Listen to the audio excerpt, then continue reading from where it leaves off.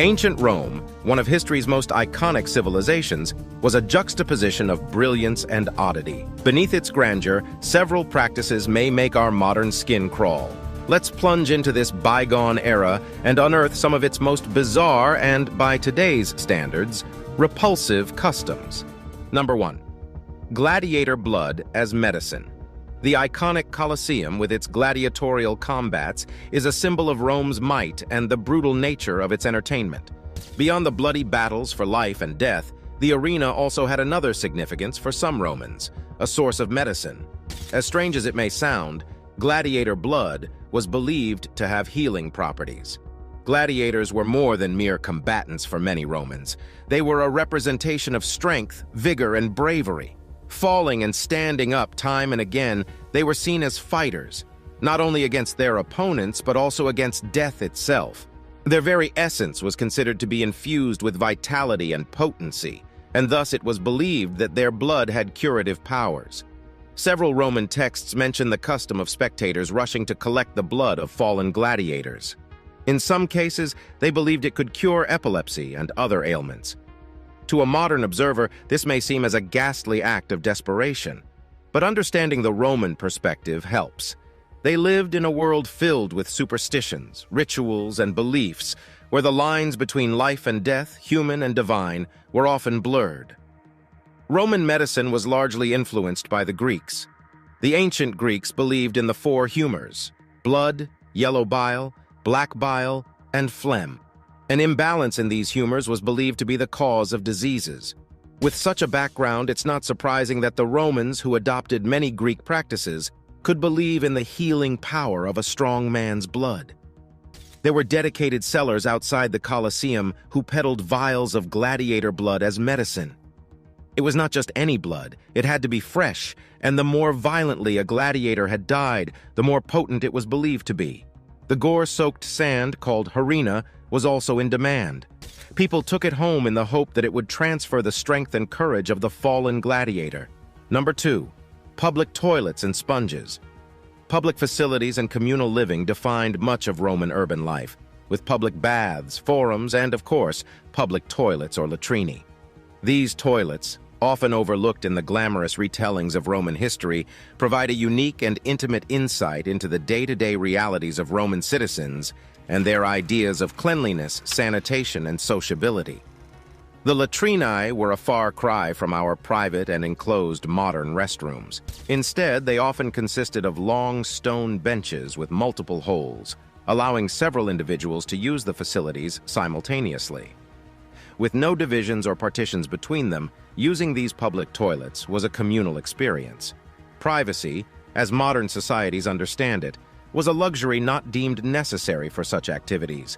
In fact, these communal spaces often became locations of social interaction, where news and gossip were exchanged as freely as in any Roman marketplace.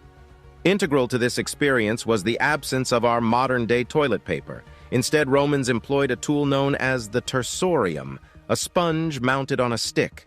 After each use, individuals would rinse the sponge in a channel of flowing water that ran in front of the seats, and then pass it on to the next person or leave it for future users. The reuse of the tersorium amongst strangers may be shocking by contemporary hygiene standards, yet it was the norm in ancient Rome. While the running water provided a semblance of cleanliness, there are records suggesting that the water was often brackish. To mitigate this, vinegar or salt water might have been used occasionally to clean the sponges. Yet the shared use of the tersorium and the limited measures for its sanitation raise questions about the transmission of diseases and infections. There's an undeniable contrast between the sophisticated Roman aqueducts, which exemplify their engineering prowess and understanding of sanitation, and the latrini with their communal sponges. However, it's crucial to comprehend that the Romans had different standards and benchmarks for hygiene. While they understood the importance of fresh water and its role in preventing diseases evident from their baths and plumbing, their practices around personal cleanliness varied considerably from today's expectations. Number 3. Garum, fermented fish sauce. Ancient Rome, with its opulent banquets and lavish feasts, had a culinary secret weapon that, despite its pungent aroma, was the cornerstone of many a Roman dish: garum. This fermented fish sauce, akin to the fish sauces used in many Southeast Asian cuisines today, was both a condiment and a cooking ingredient, cherished by emperors and commoners alike. At its core, garam was made from the fermentation of fish or fish innards, sometimes combined with salt. While the precise recipe and fish type varied based on regions and affordability, the production method remained strikingly consistent. Whole fish or the entrails were layered with salt in large ceramic containers called dolia. Left under the sun, the mixture would ferment, breaking down over weeks or even months. As it fermented, the concoction was occasionally stirred to ensure even decomposition. Once the fermentation process was complete, the liquid was extracted, filtered, and then stored in amphorae to be sold or used. The end product was a clear, amber-hued liquid that packed a punch of flavor. Due to its strong taste, it was often used sparingly, either drizzled over dishes or used as a base in cooking. Its salty and umami-rich profile made it an excellent complement to a variety of Roman dishes, from stews and sauces to roasted meats and vegetables. Beyond its culinary applications, garam also had socio-economic implications. The production centers, particularly those in Spain, became renowned for their high-quality garam. This liquid gold was traded extensively throughout the Roman Empire, becoming a lucrative commodity. Some premium versions, made from specific fish types like mackerel, fetched exorbitant prices and were reserved for the elite. However, garam's widespread popularity came at a sensory cost. The production areas were infamous for the overpowering and, to many, nauseating stench that emanated during the fermentation process. Ancient texts and accounts often lament or poke fun at this distinct aroma. The Roman author Pliny the Elder, for instance, remarked on garam's dual nature. While it was a delightful addition to dishes, its production was anything but pleasant. Number 4. Vomitoria, regular vomiting sessions. To modern sensibilities, the term vomitorium conjures images of extravagant Roman banquets where elites, after indulging excessively, would head to a designated room to purge their stomachs, only to return and feast again. While this perception is compelling and lurid, it's essential to first clarify a misconception. A vomitorium was, in reality, an architectural feature in Roman amphitheaters, designed as passageways to facilitate the rapid exit of large crowds. The term's association with vomiting is more etymological than practical, deriving from the Latin vomo, meaning to vomit, reflecting the way these passageways spewed out crowds. However, the underlying concept, that of regular purging after overindulgence, was not entirely a myth, especially in the decadent circles of Roman elites. Roman feasts, particularly among the upper echelons of society, were notorious for their excess. Multiple courses, each more lavish than the last, were presented to guests, with the intent not just to feed, but to showcase the host's wealth and generosity. These feasts could last hours, with attendees encouraged to eat well beyond their capacity. The concept of overeating, followed by intentional purging, was not unique to the Romans. Various cultures have engaged in similar practices throughout history, often seen as a way to indulge without facing the physical ramifications of overconsumption. In the Roman context, this act was not so much about weight control as it was about hedonism and the ability to indulge endlessly in the pleasures of the table. While there isn't explicit historical evidence of rooms dedicated to purging in Roman households, contemporary writings do hint at the practice. Noted Roman authors, such as Seneca and Petronius, reference the act of vomiting during feasts, painting a picture of excess that bordered on gluttony. The act was not universally accepted, with some writers and philosophers criticizing it as a sign of moral decay and societal decadence. Number 5. Urine in laundry. To the contemporary observer, cleanliness may seem in direct opposition to the idea of using urine. However, in the practical world of ancient Rome, human urine played an unexpectedly pivotal role in the realm of laundry and garment care, revealing the inventive ways Romans approached daily challenges. Urine, due to its chemical composition, is rich in ammonia, a substance recognized even today for its cleaning properties. For the Romans, who lacked the range of detergents and stain removers we possess, urine emerged as a valuable and readily available resource. This natural cleanser was so integral that public urinals known as foricai were established throughout cities to collect this liquid gold. Once gathered, it would be sold to launderers, making the urine business an actual industry in ancient Rome. Laundries, or fulonici, were common in Roman urban areas. Here, workers known as fulones undertook the labor-intensive task of cleaning and dyeing Roman garments, especially the iconic woolen togas. The process was intriguing and would seem rather unsavory to modern sensibilities. Garments were submerged in large vats filled with a mix of water and urine. The fulones would then trample on these clothes, allowing the ammonia in the urine to act on stains, grease, and dirt, effectively bleaching and disinfecting the fabric. But the role of urine didn't stop at cleaning. It also played a part in textile production and dyeing. Urine was used to prepare wool and other fabrics, making them more receptive to dyes. Moreover, when mixed with certain plants and substances, urine could also produce specific colors, enhancing the range of dyes available to Roman clothiers. This reliance on urine, while pragmatic, also had societal implications. The fulonici, due to their distinct aroma, were often located on the outskirts or in specific zones of Roman towns and cities. Yet despite the olfactory challenges, they were vital centers of commerce and industry. They ensured that the Roman elite could parade in pristine, bright white togas, a symbol of their status and purity. Number 6. Drinking gladiator sweat. The gladiatorial games of ancient Rome are often depicted as brutal contests of strength, skill, and endurance, where gladiators, both enslaved and free, battled to the death for the entertainment of the masses. Beyond the sand and blood of the arena, however, was an even more peculiar facet of Roman culture that intertwined with these games: the consumption of gladiator sweat. For many in Rome, gladiators epitomized the pinnacle of physical prowess and masculinity. Their bodies, honed by rigorous training and combat, became symbols of virility, strength, and vitality. It's against this backdrop that the sweat and blood of a gladiator, the very essence of his life force, were believed to contain powerful properties. For some Romans, particularly women, the sweat of gladiators was considered an aphrodisiac. After combat, it was not uncommon for gladiators to scrape off their sweat and dirt using a tool called a strigil. This collected sweat, often mixed with the oils used to massage gladiators before matches, was then sold in small vials to admirers and enthusiasts. Many believed that by applying this mixture to their skin or even consuming it, they could imbibe a part of the gladiator's vitality, courage, and sexual prowess. Furthermore, gladiator sweat was also considered to have curative properties. Roman physicians and health practitioners sometimes recommended it for various ailments, believing it could rejuvenate the body and spirit. This was not entirely outlandish for the era, as bodily fluids in general were often associated with health and healing rituals in various ancient cultures. Number 7. Toothpaste made of honey and crushed bones.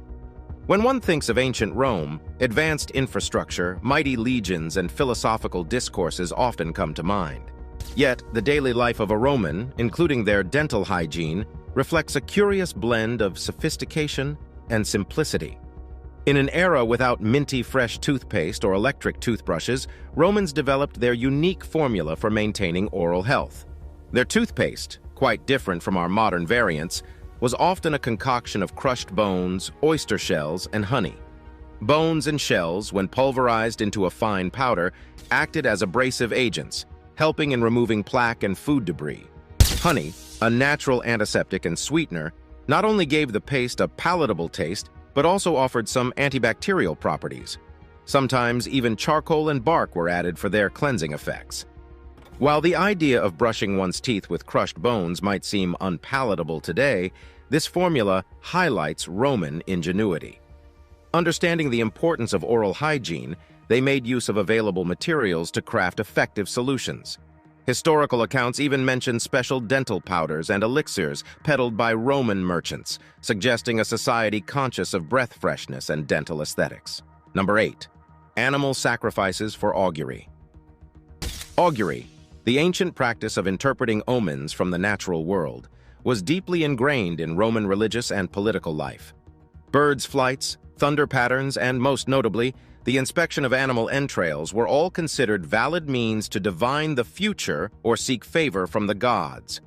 Of these, the ritual of inspecting the entrails of sacrificed animals, known as haruspicy, was particularly significant. Often, before important events, battles, or decisions, a designated priest called a haruspex would conduct this ritual. Animals like sheep, chickens, or bulls would be sacrificed, and their livers, intestines, and other organs meticulously examined. The shape, color, texture, and any anomalies in the entrails were believed to convey messages from the gods. A healthy, unblemished liver might be seen as a positive omen, while lesions or deformities could be considered warnings or ill omens. Given the importance of this practice, haruspices underwent rigorous training to correctly interpret these signs, ensuring that the will of the gods was accurately conveyed and heeded. Despite its seemingly morbid nature, haruspicy was not about death but communication. It was a bridge between the mortal realm and the divine, a conduit through which humans sought guidance, reassurance, or validation. For Romans, the future was not a mystery but a puzzle, with its pieces scattered in the natural world, waiting for skilled interpreters to piece them together. This practice underscores the profound spiritual and superstitious nature of Roman society, where every decision, from mundane to monumental, was made in tandem with the perceived will of the gods. In the entrails of sacrificed animals, the Romans found a roadmap to their destiny, a compass guiding them through the tumultuous journey of empire building and daily life. Number 9. Lead poisoning from makeup and pipes. Lead, with its malleable nature and lustrous appearance, was a favorite material for various applications in ancient Rome. However, the pervasive use of lead in multiple spheres of Roman life had detrimental health consequences that they were largely unaware of. In cosmetics, particularly among the elite Roman women, white lead was used as a base for face creams and powders. This gave their skin a pale and ethereal appearance, a beauty standard of the time. The Romans were unaware that consistent skin exposure to lead could result in chronic poisoning, leading to a myriad of health problems ranging from infertility and cognitive issues to severe abdominal pain and death. Even more pervasive was the use of lead in Roman plumbing. The very term plumbing originates from the Latin word plumbum, meaning lead.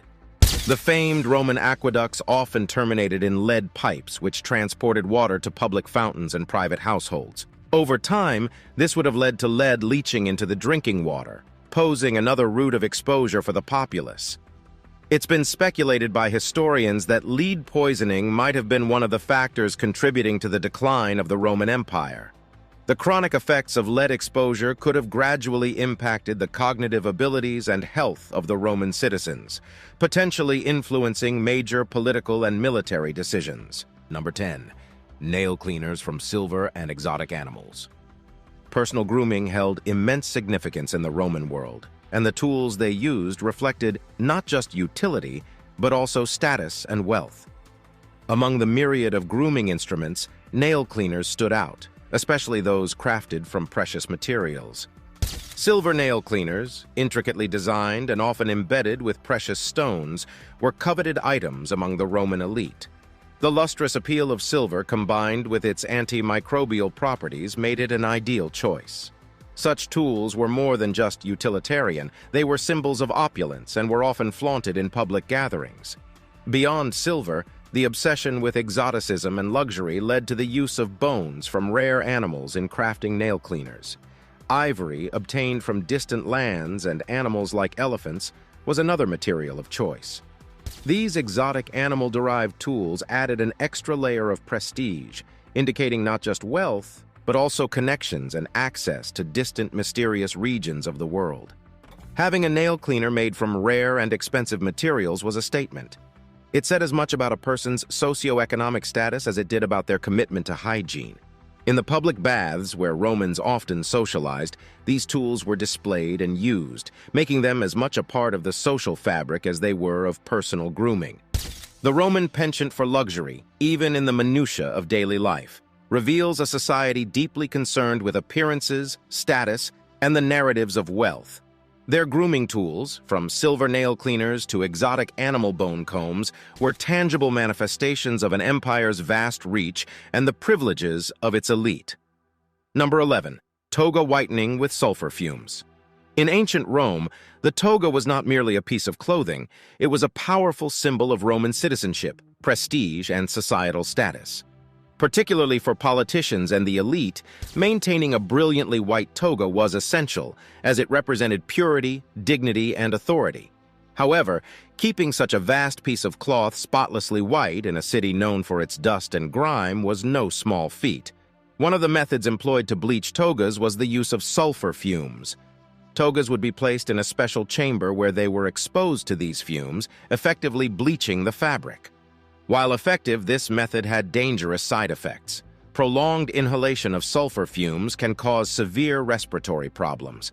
Workers, often slaves, who were tasked with this duty, were at considerable risk.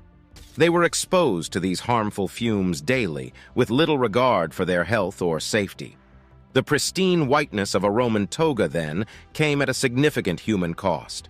Behind the veneer of elegance and authority was a perilous process that underscored the societal disparities of the time. Number 12. Brain surgery without anesthesia. In the annals of ancient medical practices, few procedures stand out as starkly as trepanation. This surgical intervention involved drilling or scraping a hole into the human skull. The procedure, believed to release evil spirits causing mental illness or alleviate pressure from head injuries, was carried out long before the concept of anesthesia. Trepanation was not unique to Rome. Evidence of the procedure can be found in various ancient cultures across the globe. However, in the Roman context, this surgery showcased the audacity of Roman physicians and the extremes to which they would go in their pursuit of healing. Using rudimentary tools like hand drills and scrapers, Roman surgeons would create an opening in the skull while the patient was fully conscious. The procedure required an incredibly steady hand, immense skill, and a patient with an extraordinary threshold for pain. Despite the extreme nature of the operation, there are historical records and archaeological finds of skulls that show signs of healing post-trepanation. This suggests that many individuals survived the procedure and went on to live for years afterward.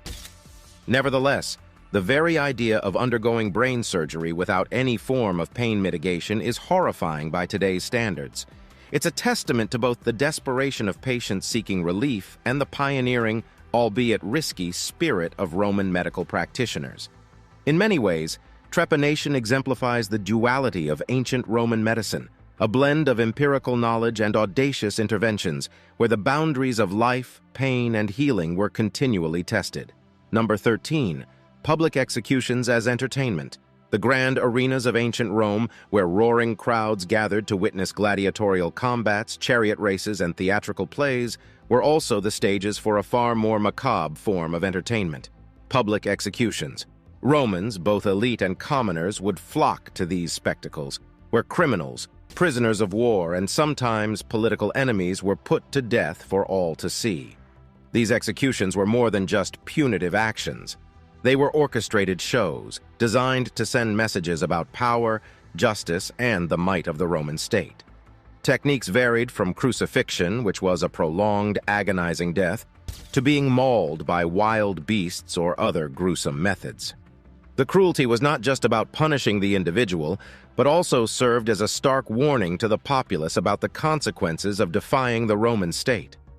The crowd's reactions to these events reveal much about the Roman psyche. While it might be easy to judge them as barbaric from a modern standpoint, these spectacles catered to a society's need for catharsis, order, and a manifestation of their communal values. Public executions became so entrenched in Roman culture that skipping them could result in public uproar or be seen as a deviation from tradition. Number 14. Exposure of unwanted infants. In the winding alleys of ancient Rome, a heartbreaking practice often occurred under the shroud of night: the exposure of unwanted infants.